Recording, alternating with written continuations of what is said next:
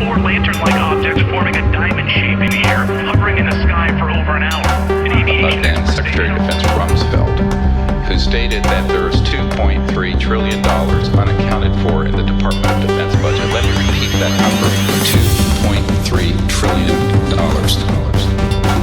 Strange lights seen in the Arctic sky. They spiral in white light. We've seen several minutes. Not only are we in the universe is in us. Your next stop, the Twilight Zone. Welcome to the Otherworldly Podcast, your source for the strange, bizarre, and interstellar.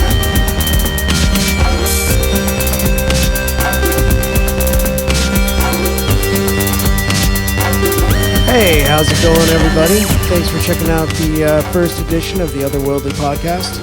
I'm Mike, and with me, as always, Greetings, Exophilia Rose here.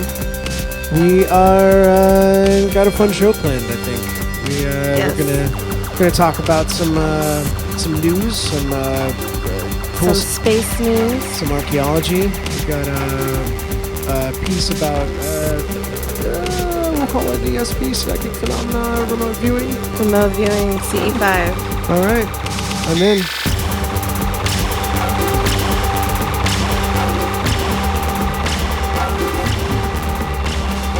Okay, well, since it's a first podcast scenario, I think it's a good idea to do. Whoa, that ends cool. Forget about that. I forget. So I think it's only. Thank you, Mike. It's for only that intro. and Jacob helped. Yes. Thanks, Jacob. So I think it's appropriate that we do a proper introduction and just tell everybody kind of where we're coming from and why we got into these I guess you call them fringe topics. I guess that's what some people call them, but Phenomenons. they're getting a lot more out in the open these days, which is nice. So that's where we come in. So I'll ask you first. What brought you into this side of reality, I guess? Well, growing up, I was always into the strange topics. I was always into asking questions and challenging, especially religious topics. I got into space exploration at a really young age. Went to space camp, all of that. Was always really into sci-fi.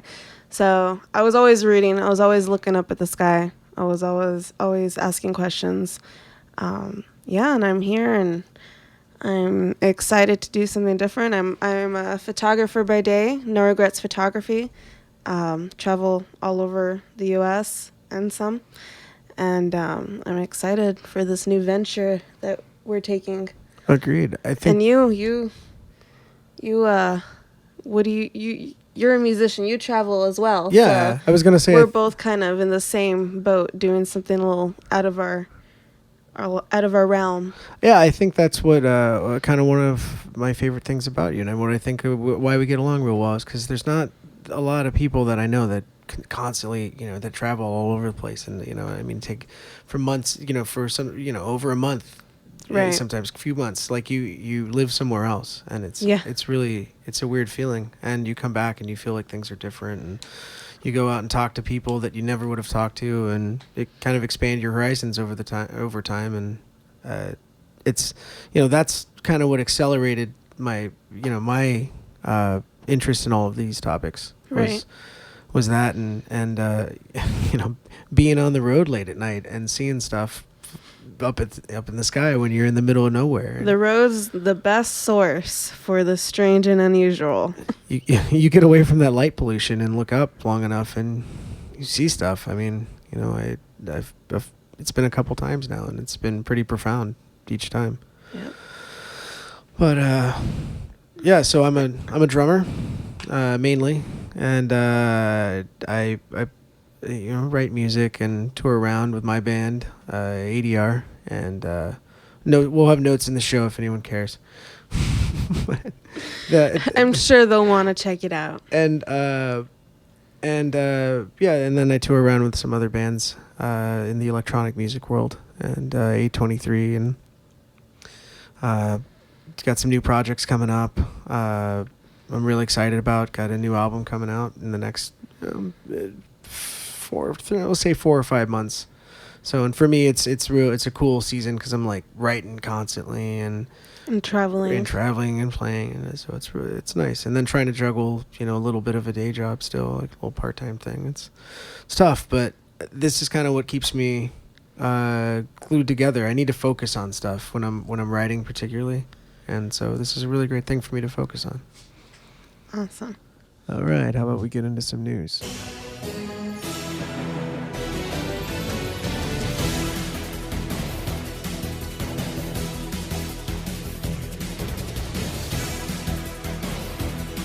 And now we're doing some news. So I'll start off, and we'll introduce my bumper. Here we go. You're crazy, man. A classic. All right. So first from CNN, Australian archaeologists found pieces of an axe estimated to be between 44 and 49,000 years old. This one has a handle, putting it a bit higher on the tech scale than previously thought for this region at this time. This type of axe handle wasn't popular until about 10,000 years ago or so, or until the advent of agriculture. Next, we have from the Mirror. A Russian company called Promobot created a robot using an artificial intelligence that's supposed to learn its surroundings. This Promobot IR77 escaped apparently 2 times in 1 week.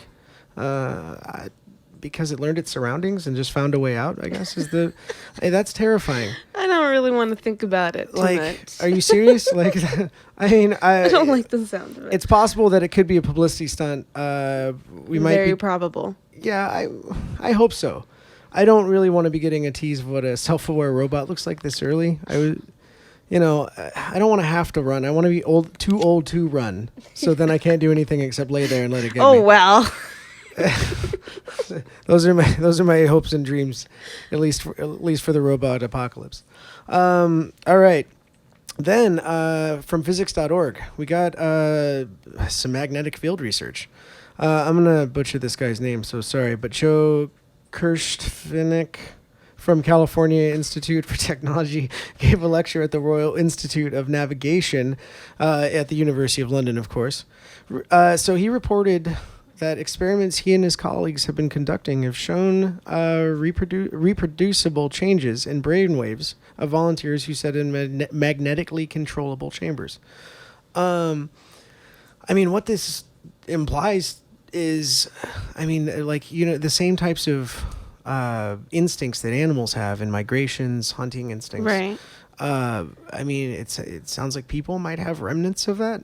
Or the ability to be able to tap into that same kind of thing? I feel like we should have always had that, right? Yeah, primitive, as formerly primitive species. Yeah, most formally in quotations. I don't know about that.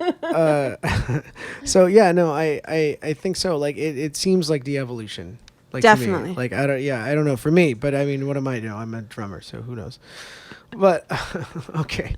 So next up, actually, we're gonna get a little more. We'll get some better. Well, no, I had physics.org. That's a pretty good source. That's just a weird story. Well, here, let's go to some space news, and we'll go up to the interstellar. Space exploration. All engines running. Liftoff. So I got some NASA news. A couple different milestones going on. Are the largest, most powerful rocket booster built for flight fired up its last major ground test, and the 2-minute firing of the 107-foot booster is the last skilled test before its first uncrewed flight with the Orion spacecraft in late 2018. So the next time this rocket's gonna fire is gonna be on the launch pad at NASA's Kennedy Space Center, and this is the first flight of the SLS, which is gonna be really crucial to provide data to enable the human missions in deep space destinations, including Mars. So this is serious stuff. This is a big step for our journey to Mars. Yeah, it really sounds like it. Next, we have the Kepler mission, our NASA's planet-hunting space telescope, which has newly discovered what is to believe the youngest fully formed exoplanet ever detected. And for those that don't know, exoplanets are planets that orbit a star outside of our solar system and this one is locked in tight and embraced with its star that orbits every 5 days. The star is about 500 light years from Earth, and the planet is about the size of Neptune. And the planet is estimated to be 5 to 10 million years old. So to put that in perspective, Earth is estimated to be 6 billion years old.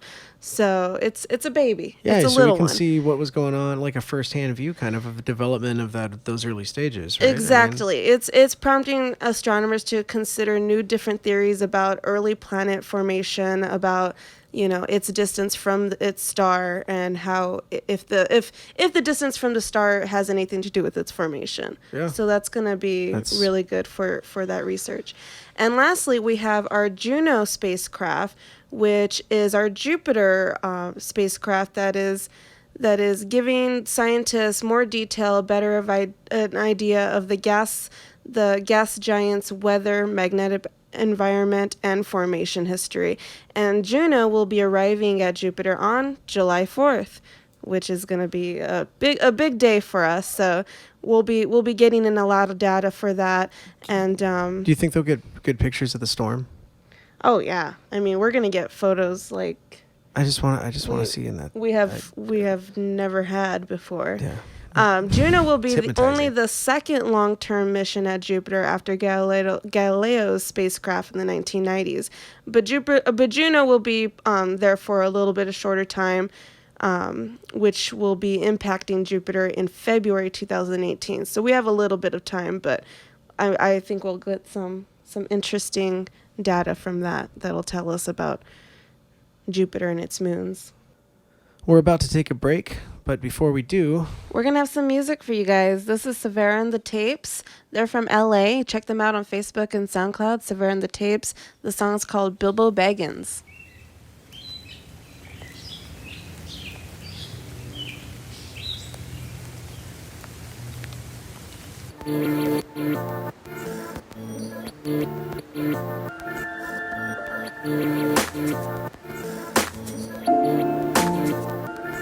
So glad that you could make it to the fourth dimension, baby. How does it feel to be far out? Far out, look around. It's unlike anything you ever seen. Space cruise with us in a smoke machine. Float on the waves of relativity. Black diamond rhythmic symmetry.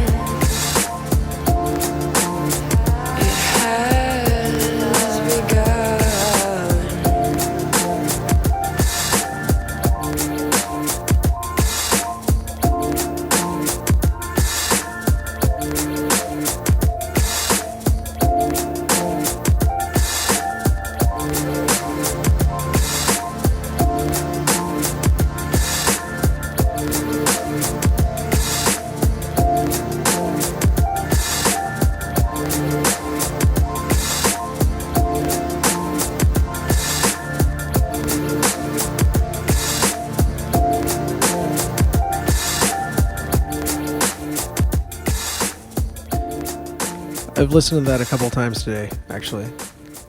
Earlier today I did. I listen to it on a daily basis. She's the singer's one of my best friends, and I'm their biggest fan, probably. Yeah. Nice. Yeah, I was really impressed. I'd like to play with them, actually. Like, I don't know. That would be amazing. I would definitely set that up. Yeah, they're super, super dope. Okay, well, so we're going to go into our main topic today, which we're going to talk a bit about, I'm going to call the broad topic ESP. I mean, some sort of extrasensory perception, which... astral projection. Remote viewing. Yeah, I mean, it's that other world that you don't see. It's the non-material. I mean, specifically, we'll talk about remote viewing, which seems to be a vessel in which you can kind of communicate with psychic. You can kind of harness some sort of psychic ability. Mm-hmm. I mean, I guess is the way I want to put it. And communicate with other people, not just on this planet, but others. Or spy on them, maybe. Yes. If you're the United States government, particularly the CIA in the 70s through 90s.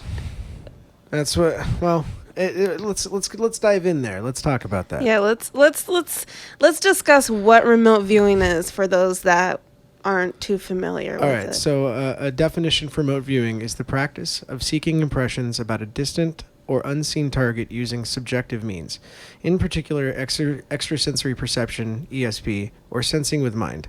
There is no credible scientific evidence that remote viewing works, or the topic of remote viewing is regarded as pseudoscience. Now, this is Wikipedia's definition, so I'll admit. But I just wanted to get something standard, and most people, right or not, use Wikipedia, so there it is. Right. What's your view? In the dabbling that I've done with this is that it is potentially a way to train to learn a protocol of what people would call psychic phenomenon. Right.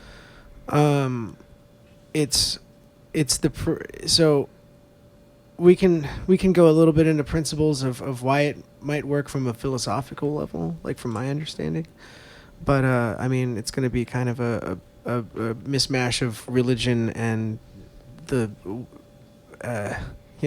strange kind of weirdo hippie drug culture spiritualism. But I mean, the United States government, at least, I want to point out, because this is what people, because a lot of people hear remote viewing and they go, oh, I heard about that. That's weird nonsense. And which is kind of what I did. And I was like, oh yeah, it's the guys that stare at goats, and it's something like that. And I looked into it, and the people that talk to aliens cough. Yeah. So there's a lot of stuff. At least a while ago, I might have thought that was a little confusing, or downright just silly. Now, the more I looked into it, and then over the years, how I've had experiences on my own just by dabbling. I give it a lot more credit than I would have, and definitely part of this is I love paper trails. Paper trails are fun. Like it's tangible. You can prove that they exist, and you can prove at least that there was a Project Stargate that got declassified in 1995. It was a $20 million research program. United States government had sponsored it. Started in 1975. It was centered around, kind of like. You've heard of like Uri Geller, like the guy that bent spoons, right? And he was and he was real famous, and he was on like the Tonight Show, and people just loved him, and he was kind of like a celebrity, and he pissed off scientists, and they were always trying to like fuck you, Uri Geller, here's how you're a dick, and you're a liar, and I'm not old enough to have lived through this, but I mean from what I see. From looking into it, which it looks really sweet. I remember my parents talking about Uri Geller, or my nana. She talked to me about Uri Geller and like other TV psychics and stuff at the time. What did she say? 80s.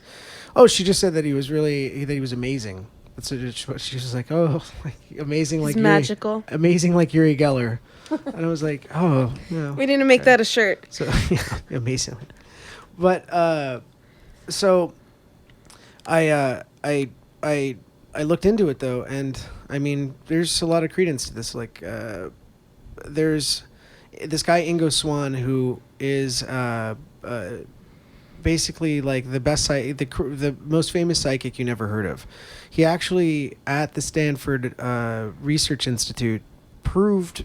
I mean, people are going to debate this, but he proved that he had some sort of psychic ability, and essentially he did a couple things. He the first thing he did was he was able to, kind of like draw by someone else's hand, maybe is the word. I don't know. Like I've heard of people like doing kind of like when you're an artist, maybe you paint something that it doesn't feel like came from you, like something else guided your hand. This is kind of like an extreme version, right? Where he was able to, I guess, visualize what was behind him on a shelf in a controlled environment with 2 Stanford physicists hanging out who were watching him.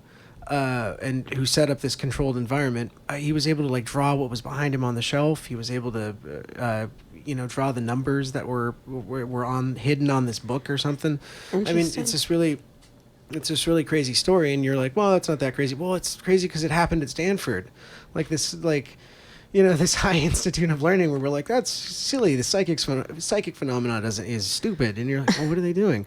So the CIA caught onto this and was like, man, we don't want to like go get psychics to come into our military and tell them top secret, shit. We want to. Let's just teach our men. Yeah, let's try to train these generals how to have psychic powers. So they watched this guy. He did some other stuff where he was able to kind of alter magnetic. There was a magnemeter in a lab, and they got a baseline reading of the room. He was able to alter the way it was reading, basically delaying the waves from hitting it, I guess. Yeah. I'm a layman, but it was pretty cool. I looked into a few different accounts, and he's got some pretty compelling evidence that the CIA was interested. But he was. Oh, they're definitely interested. Yeah, well, he got recruited basically, and there's this guy Major Stubblebean, who was he was Army Intelligence Security Command. Mr. Stubblebean. Stubblebean. Not Stubblebine, I think is the way you're supposed to pronounce it. I'm a little. Yeah, I'm not good with that stuff. But anyway, he was able to recruit this guy to his team of psychics, basically, where it's kind of like X-Men, like Professor X, and basically, like that's not what it says, but that's what it is, and that's a whole nother topic. It's cool. Like I'm like, yeah, this is why I got interested, because I'm kind of I'm not I'm real into crazy stuff like that, and I'm like, man, this is the craziest thing I've ever heard. This is better than like science fiction. This is like real.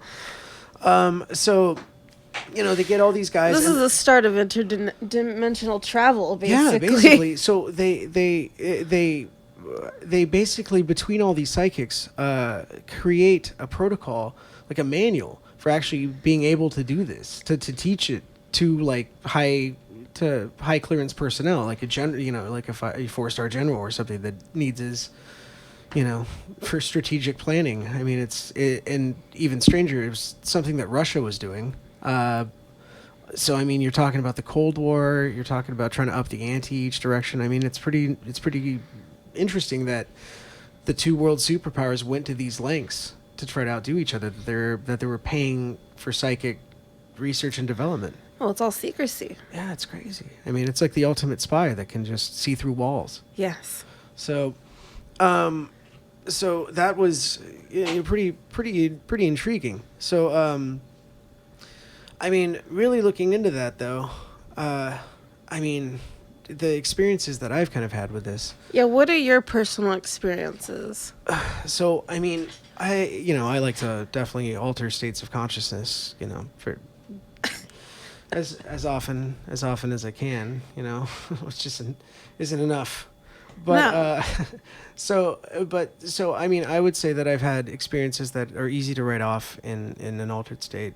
And that altered state can come from a lot of things, like being on stage. Honestly, I hope people don't call me lame for that, other musicians, but I think it's amazing to be on stage with anything that gets your mind your mind at that level. Yeah, these people like you've written music with and you've made these beautiful things with, and now you're playing it live and you're having these like incredible experiences with the crowd and such. Even it's amazing. And so I find I feel like time slows down, like Definitely.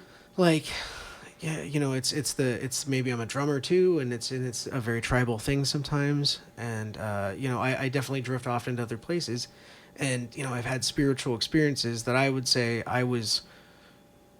saw things that I couldn't see otherwise. It's like I talked, maybe I had a connection with a former relative or something, or like saw a future event with my wife or something that ended up happening. Right. Like those are times where that kind of thing happens, and I can't explain it, and I go, oh my God, this is like, it's not really deja vu. This is because I real. saw it Yeah, happen. this is Like, something else. The day after I had this vision, I was like, oh my God, that was a crazy vision. So I know it's real.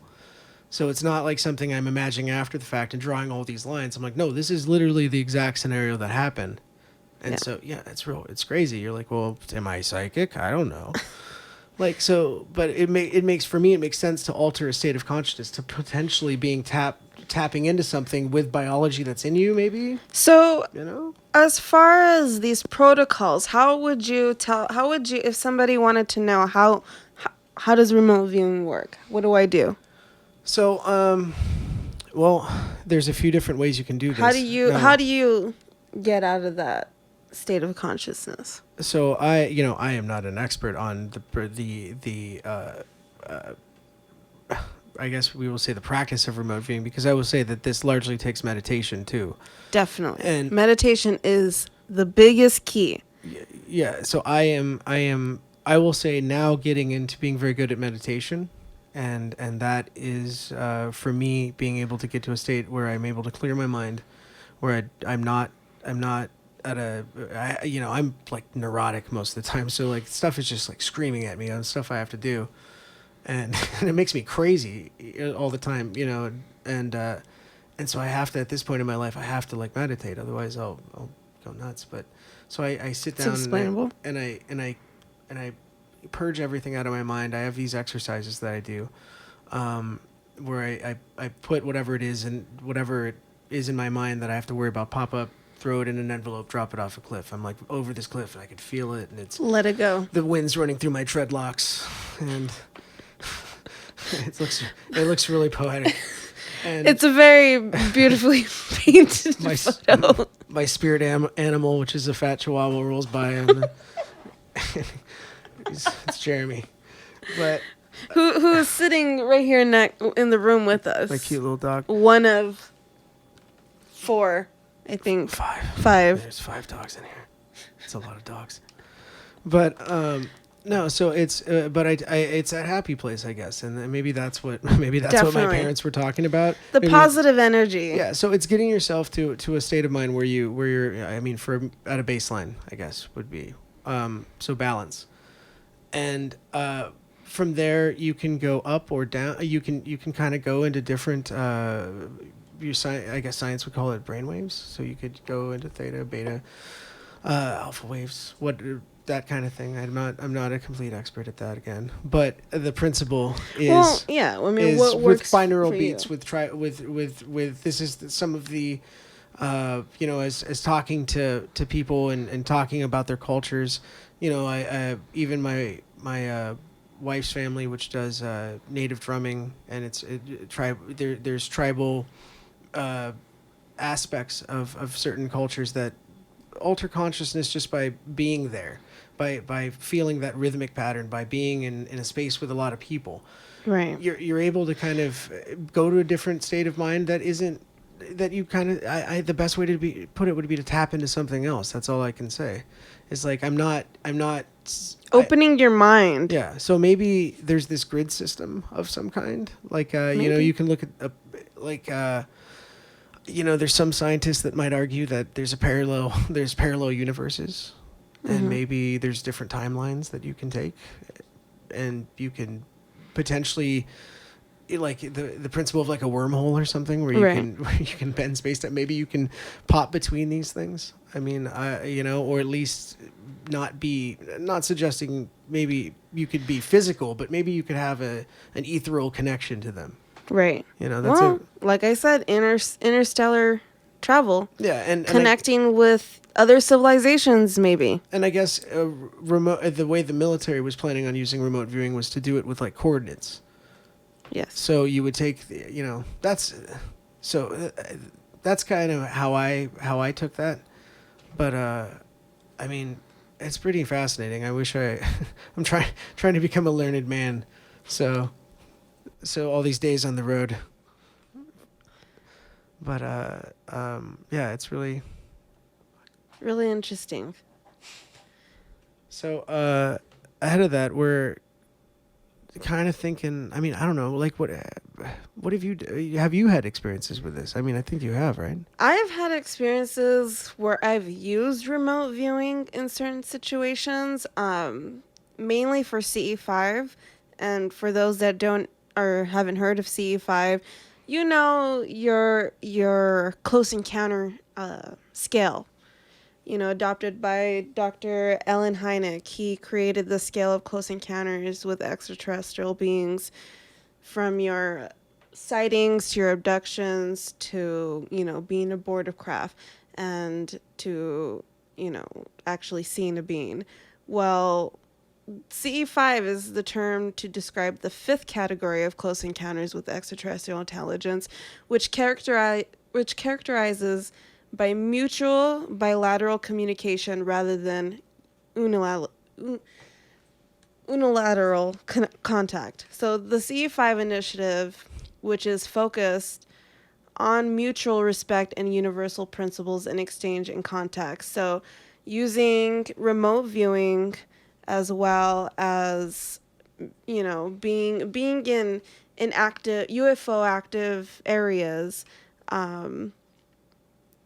other there's a like I asked you, there's a list of protocols, know, and using remote viewing where there's been so much evidence. The godfather, I'd like to call him, of UFO disclosure, Stephen Greer. He does CSETI, which is the group that came with this term.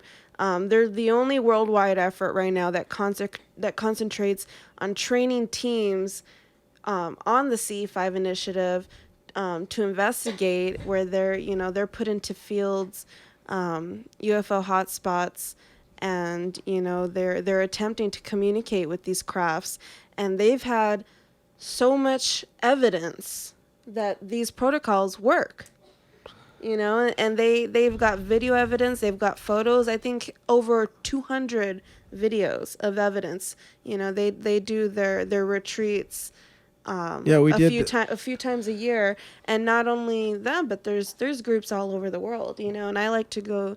I mean, that's my source of meditation.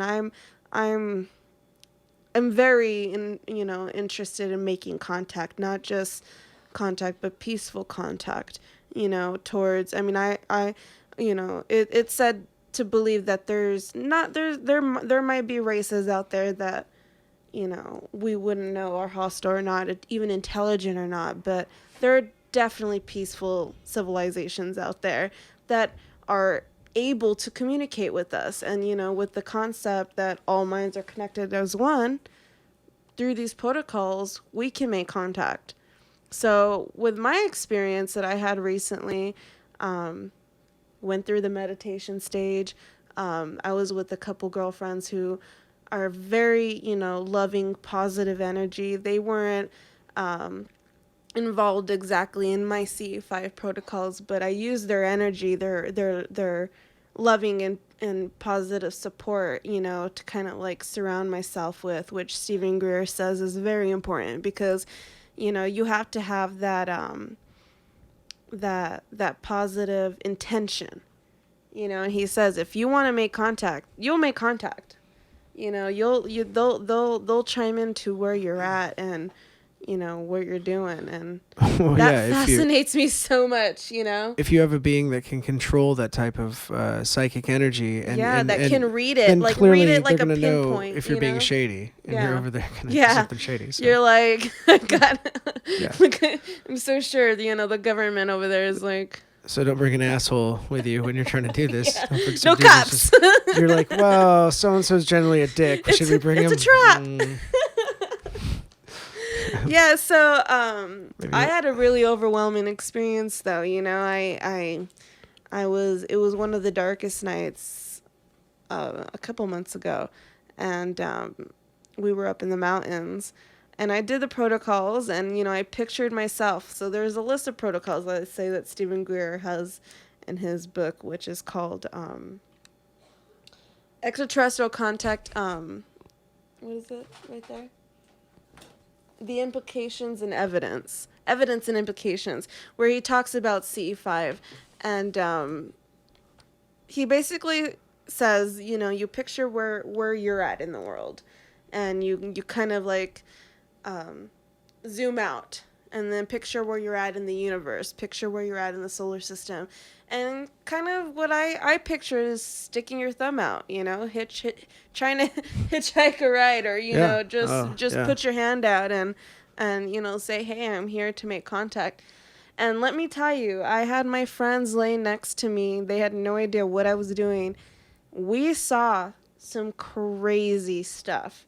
I mean, I've been trained my whole life. My dad, doing road trips, and he's worked in and out of the military. He trained me to know what satellites look like, what planes look like, what commercial planes, private plane, everything. So I know my difference, and we saw some crazy stuff, and I couldn't tell them. I'm over here trying to make contact, and we're seeing it right there. We can't explain what it is, and it was beautiful, and really overwhelming, but I love it. It's interesting, and I would, we're talking about maybe doing a session ourselves. So I am thinking we've had it's been so overcast here in Arizona. Yeah, we're in our monsoon season, so we're kind of screwed until maybe fall. Yeah, it's just crazy. You can't even. It's been real dense lately. So I hopefully as soon as we can get a free night, as long as it doesn't look like the next 3 days or so. And hopefully maybe record some of it, or at least do video that we'll post on the Facebook. We gotta kind of go out a bit though, right? So we might have to. We'll plan and go somewhere cool. Yeah, for sure. All right, guys. Well, that's all we have for our first episode. Thank you so much for listening. Be sure to follow our new Facebook page, The Otherworldly. We'll have a bunch of fun, really interesting and informative articles. No disinformation here, because the whole point is to send out the truth. And we're going to leave you now with one more song. Mike, you want to take it out? Yeah, my band just had the privilege of playing with these guys in Chicago. Their name is New Canyons, and the song is called Pitch Black.